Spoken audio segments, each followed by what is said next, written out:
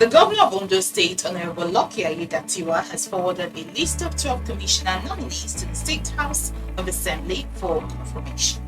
This was contained in a statement by his Chief Press Secretary, Prince Ebenezer Adeniyo, in Akure on Thursday night. The nominees put forward by Governor Aiyedatiwa include Professor Bekele Ajibefon, Engineer Ayoride Abiola Olawoye, Honorable Ayodele Akonde, Engineer Alabi Johnson, Alhaji Amidu Takuro, and Otumba Dewale Akilo Sotu.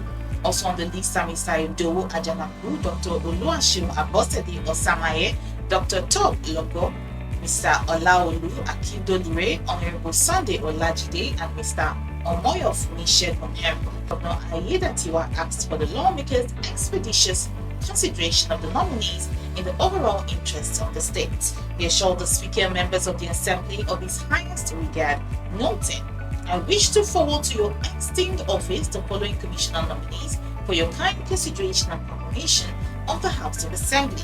The nominees will now undergo screening and confirmation by the state lawmakers in days to come."